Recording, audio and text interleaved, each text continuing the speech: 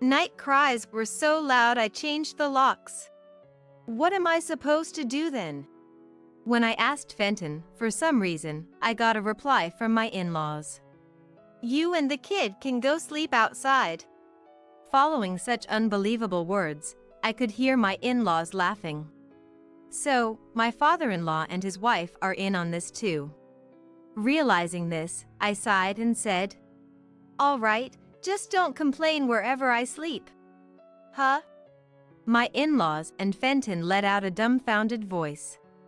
They probably thought I had nowhere to go. Well, tough luck. I didn't expect to be locked out, but I do have a place to go. And it's a place inconvenient for you guys. Well, you can regret it after I've gone there. Whatever you say later, I won't care. Right now, Lily is all that matters to me. If I can protect her, I don't care if you all are ruined. I made up my mind and turned my back on my in-laws' house. My name is Jolie. I'm a housewife, about to turn 30 next month. Though a housewife, I'm not doing any household chores right now. Not because I'm slacking off. Actually, my daughter Lily was born just 2 weeks ago, and I'm resting now. So, I'm not doing any chores. But, Fenton doesn't care that I just had a baby. Why aren't you doing the chores? Just want to slack off, right? Judah, who was supposed to have been present when my husband, Fenton, was born, seems clueless as well. People usually get back to chores the day after. I'm really astounded he can say such things so boldly. Doesn't anyone understand me? Things aren't going well with my husband, and I'm distant from my in-laws. My parents are no longer here in this world, and I have no other family to rely on. But even if I'm alone, I must protect Lily at all costs. Lily's the reason that keeps me going. Maybe getting married was a mistake. Lately, I've been thinking this more and more. But before we got married, Fenton and his parents were kind.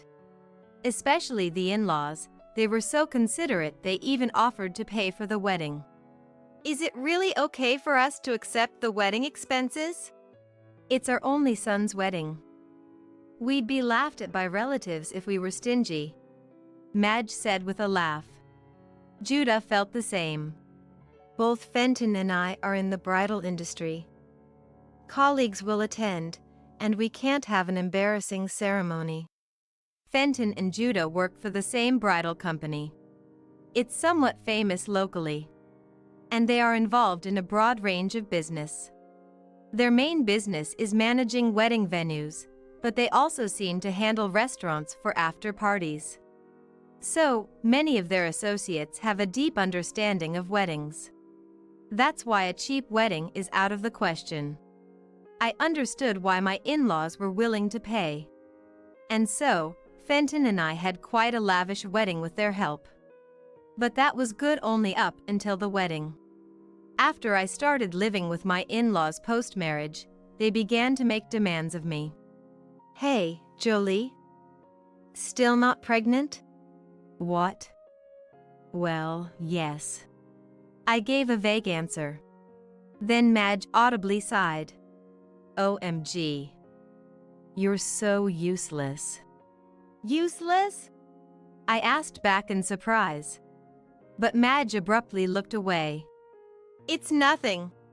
She obviously dodged the question. Wait, is this some kind of harassment? For a moment, that thought crossed my mind. But I also felt indebted for the wedding expenses. In the end, I couldn't confront Madge directly. On the other hand, Judah treated me like a housekeeper. Hey! There are no snacks! I'm sorry, I'll prepare them now. You should have done this before I got home. What a useless wife! Judah started grumbling. I was taken aback. Useless wife, what the? Am I also supposed to take care of Judah? I married Fenton, becoming his wife. So, I'm willing to do anything for Fenton. Of course, I'm also willing to do what I can for my in-laws. but being ordered around feels wrong. Is this really how Judah and Madge feel about me? I was puzzled by the sudden change in my in-laws' attitude. But I didn't have the courage to stand up to my in-laws. I thought they would kick me out if I did. I quit my job when I got married. And I don't have much savings left. Plus, I don't have my parents around anymore. So, if I were to get divorced, I'd have no one to turn to. That scared me, so I couldn't stand up to my in-laws. Even when Madge harassed me and Judah treated me like a housekeeper, all I could do was bear it. I pushed my feelings deep down inside. And then, about 6 months into the marriage, one day, as I was about to prepare breakfast, I suddenly felt nauseous and collapsed right there. "What's wrong?" Madge asked in an annoyed tone. "Just feeling a bit." "You can't even take care of your own self." "I'm sorry, excuse me," I said and rushed to the bathroom. But my condition didn't improve no matter how long I waited. "Hey! What are you doing, Jolie? The chores aren't done yet?" "Sorry." "Sorry doesn't cut it. I'm off to work, so make sure you do the housework. Got it?" Fenton yelled. I felt too sick to even respond. Hours passed, and I finally started to feel better. But Madge was waiting for me in the living room. "Found a good excuse to skip chores, huh?" I wasn't trying to skip. "You're in no position to talk back. Just quietly do the cleaning and laundry." I flinched at Madge's loud voice. Unaware of my feelings, Madge just stared at me. I guess I have no choice. I sighed internally and started the chores. That day somehow passed. But my health never fully recovered. Feeling something was off, I visited a hospital a few days later. To my surprise, I found out I was pregnant. I rushed home and first told Madge, who suddenly changed her tune. "Oh, you were pregnant? You should have said so earlier." Madge smiled. Then she suddenly started making a phone call. "It's been a while. Actually, my son's wife is pregnant." From her conversation, it seemed she was bragging to relatives. Maybe they'll be kinder to me now. I harbored such faint hope. But I was wrong. Even knowing about my pregnancy, my in-laws' treatment of me didn't change. Worse, I overheard Judah saying, "Once the heir is born, the wife would be useless. Might as well divorce her." Judah was gleefully telling this to someone over the phone. I felt a chill. So they only needed an heir. I had a hunch because of their treatment. But hearing it made me sad. I bit my lip and continued with the chores. Of course, I considered talking to Fenton, but as soon as he learned about my pregnancy, he started coming home late. When I asked why, Fenton gave a sharp reply. "You're pregnant, so I've done my duty as a husband." "What do you mean?" "Being childless for too long would make us look bad to relatives." He said it as if he cooperated just for that. Fenton bluntly stated such selfish thoughts. "What? That's not funny. Shut up. Just give birth to the child. That's your duty as a wife." Fenton looked at me as if our marriage was an obligation. In that moment, I realized everything. Fenton won't help me. He's not even on my side. I'm all alone here. And the in-laws weren't kind to me. They were only nice to me because they wanted a housekeeper and someone to produce an heir. Realizing this, something snapped inside me. Any love I had for Fenton disappeared. That's right. I'll divorce once this child is born. From that day, that's what I started to think. I need to prepare for the divorce. With the few days left until childbirth, I requested an investigation into the conduct of my in-laws and Fenton. Then the day of delivery came. A beautiful girl was born. I named her Lily. The day I brought Lily home, my in-laws and Fenton were happy. But their expressions gradually darkened. And then, an incident happened. It was on the day of Lily's 1-month checkup. After the checkup, I was supposed to be driven home by Fenton's company's president. It turns out his daughter had given birth around the same time as me. So, our checkups coincided, and thanks to the president's kindness, I was given a ride home. But when we arrived at my house, we encountered a problem. For some reason, the entrance key wouldn't work. In trouble, I rang the doorbell and called out. Hey, Fenton? The entrance won't open. Then Fenton's voice came from inside the house. Night cries were so loud I changed the locks. You changed the entrance lock without telling me? I asked back, and Fenton raised his voice a bit. Crying all day long, day after day. I want some peace and quiet, so don't come back. Then what am I supposed to do? When I asked Fenton again, for some reason, I got a reply from my in-laws. You and the kid can go sleep outside. Following such unbelievable words, I could hear my in-laws laughing. So, Judah and the Madge are in on this too. Realizing this, I sighed and declared, All right, just don't complain wherever I sleep. Huh? My in-laws and Fenton let out a dumbfounded voice. They probably thought I had nowhere to go. Well, tough luck. I didn't expect to be locked out, but I do have a place to go. And it's a place inconvenient for you. Well, you can regret it after I've gone there. Whatever you say later, I won't care. Right now, Lily is all that matters to me.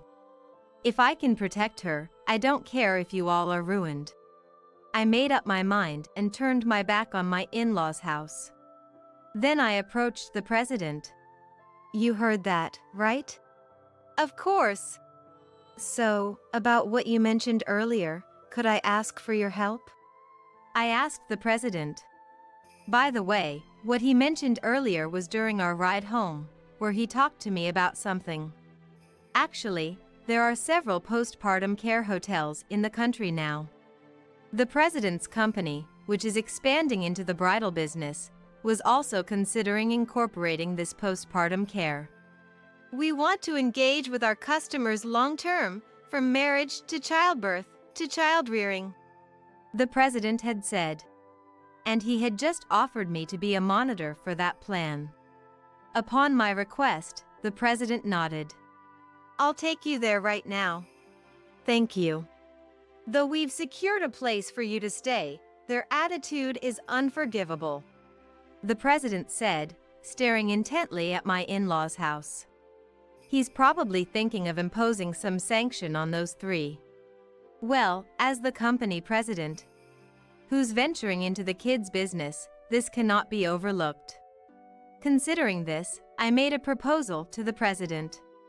Hearing the proposal I had been considering since before giving birth, the president nodded vigorously. I'll cooperate with your proposal. Thank you. Thus, I gained a strong ally. But my body was utterly exhausted. So that day, I was taken directly to the postpartum care hotel.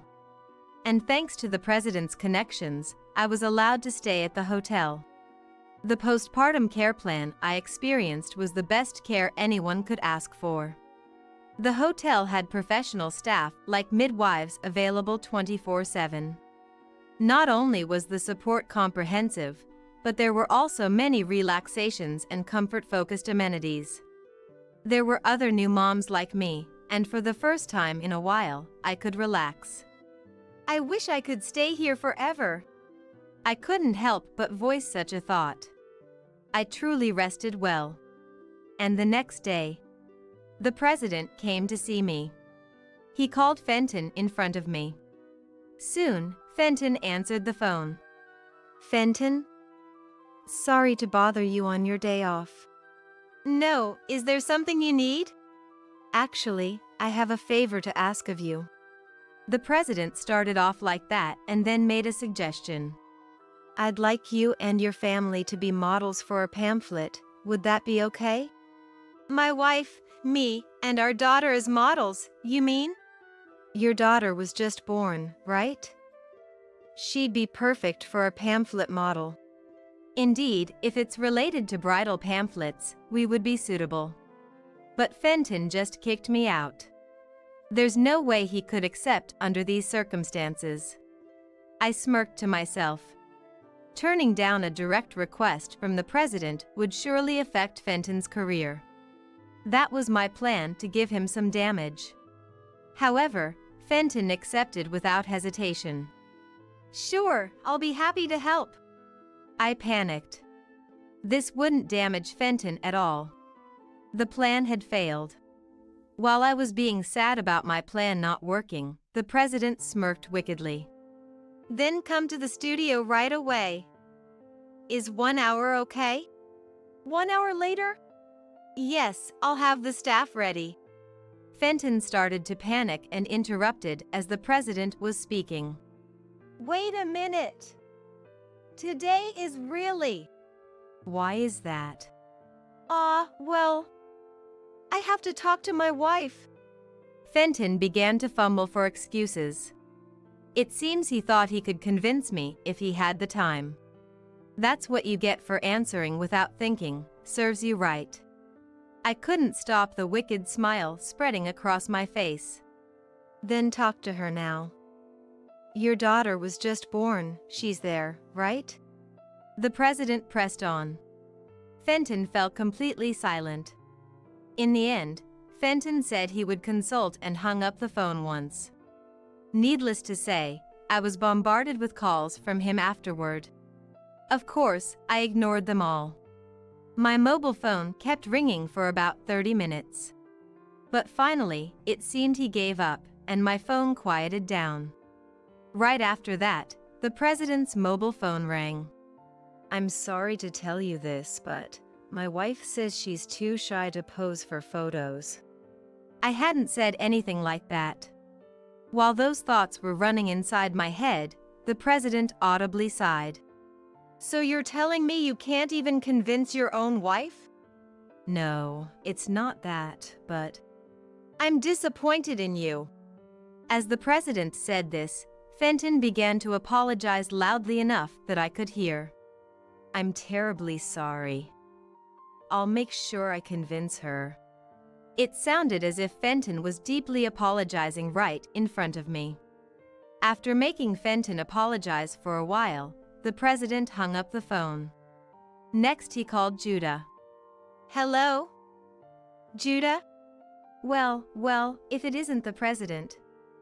What can I do for you? I have a gift for you. Would you accept it?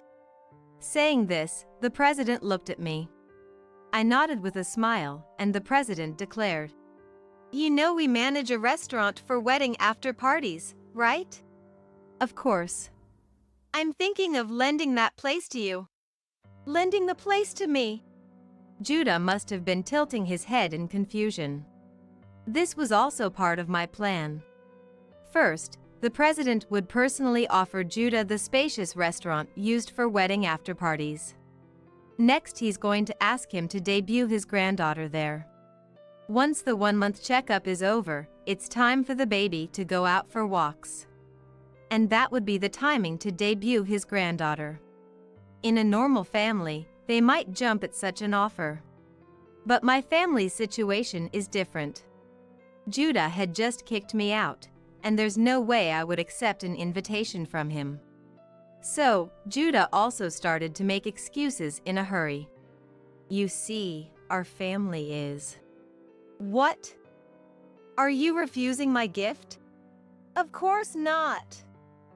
It's just that we need to consider my daughter-in-law's health. Judah began to say things he didn't mean. I was annoyed. Then the president pressed on. Was there a problem with the 1-month checkup? No, it's not that, but... Then hold the debut party. I'll cover the costs, don't worry. The date is? The president kept pushing forward. Throughout, Judah's flustered voice could be heard. He's panicking, what will he do? I was barely holding back my laughter. Eventually, the president finished talking and unilaterally hung up the phone. Then, immediately, my mobile phone started ringing. It's Judah. I wickedly smiled, holding my mobile phone. What should I do? There's no need to listen to Judah's calls. I could just ignore it. But just ignoring it wouldn't be fun. And it wouldn't clear my feelings. So, I answered the call. Hello? Jolie? His voice was louder than usual. Was he that panicked? Regardless, I responded with an irritated voice. Yes, is this Judah? Thank goodness.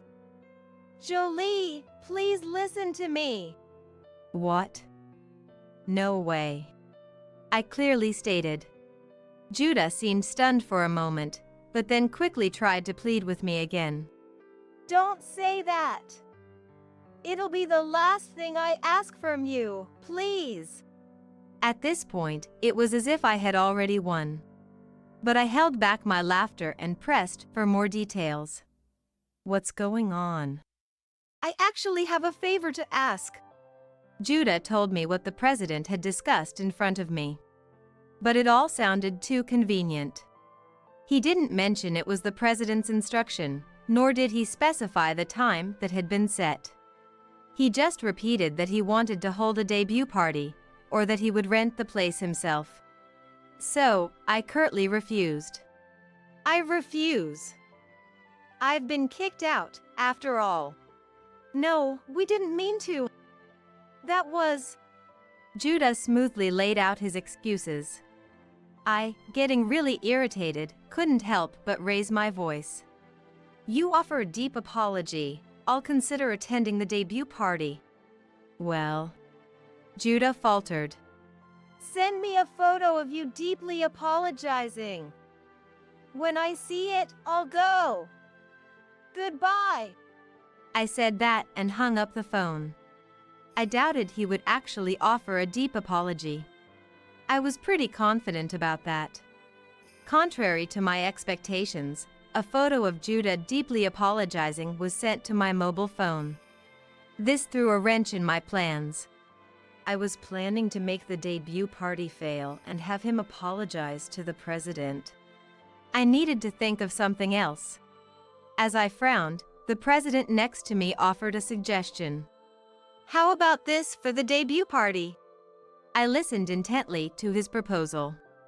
It was indeed a fascinating idea. And it would allow me to get back at Fenton and my in-laws. Let's do that. I immediately started preparing. Days passed, and the day of the debut party organized by the president arrived. Of course, I hadn't returned to my in-laws' house at all. In fact, I hadn't even been in contact with Fenton or my in-laws. Making them a little nervous is fine, right? With that thought, I headed to the venue with the president. Peeking into the venue, I saw my in-laws being scolded by relatives. What's going on? She's not here. That's strange. She said she would come, right? Well, yeah. Judah was sweating bullets. Other relatives were pressing Fenton. Didn't you leave the house together? We couldn't possibly leave together. Because I wasn't living with them. But I didn't want to keep them waiting too long. I slowly entered the venue with the president. Sorry for the wait. Finally, you're here. Judah sighed in relief. Fenton, on the other hand, confronted me. What were you doing? Jolie. Huh? Preparing for the debut party, what else? Preparation, but where's Lily? Fenton frantically looked around. Despite having neglected us for so long, I sighed and answered. Lily is being looked after. Huh? Then what are we supposed to do at this debut party? I've prepared a slideshow. That should suffice. Saying that, I brushed past Fenton. Then I explained the situation to the gathered relatives. Lily couldn't be brought here, but we've prepared a slideshow for you. As I spoke, a staff started setting up the slideshow. I continued speaking while checking the setup. I'm very sorry, but please enjoy this. As I signaled, a gentle music played. And the venue darkened. At the same time, several photos appeared on the screen. Instantly, gasps of surprise filled the venue. What's this? The screen displayed photos of Fenton's affair. Then, Judah's affair photos followed. This can't be. This is horrible. Naturally, Fenton and Judah went pale upon seeing the photos. But Fenton quickly reacted and attempted to stop the slideshow. Stop it. Don't show this. Excuse me? You get what you deserve. This is your doing? Why would you do this? Fenton yelled at me. So, I shot back. Because you locked me and Lily out. You changed the entrance lock while we were gone. The venue fell silent. Then murmurs began. Locked out? What do you mean? Amidst those voices, I exposed the conversation about changing the house locks. And mentioned the president was a witness. You're lying, right? I'm sorry, but it's all true. He witnessed the whole thing, that's why he helped me. I said, and the president nodded. But my life is over. Fenton crumbled.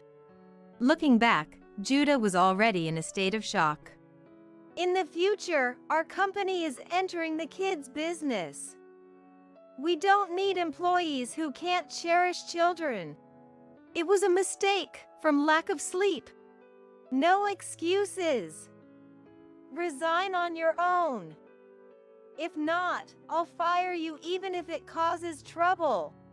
The president's determination was fierce. Eventually, Judah and Fenton submitted their resignation letters. Afterward, I filed for divorce from Fenton. The photos of the affair ensured the divorce to proceed smoothly. Moreover, Fenton agreed to pay me $2 million in damages. Luckily, he had severance pay, so the money was quickly transferred. I also demanded damages from Fenton's mistress, but she claimed not to know he was married. She agreed to pay me damages and is also seeking compensation from Fenton. It looks like a messy situation, but it's none of my concern now. Judah and Madge seem not to go through with the divorce. They wanted to, but Fenton's legal fees drained their savings. They're selling their house and moving to an apartment to cover living expenses and child support for Lily. They'll have to manage on a tight budget. Meanwhile, the president offered me a job. We have an employee leaving, so would you like to work with us? Lily is still small, but I need to make a living. I plan to take up his offer soon. For now, I want to quietly spend precious time with Lily. After all the hardship, I think I deserve this little luxury.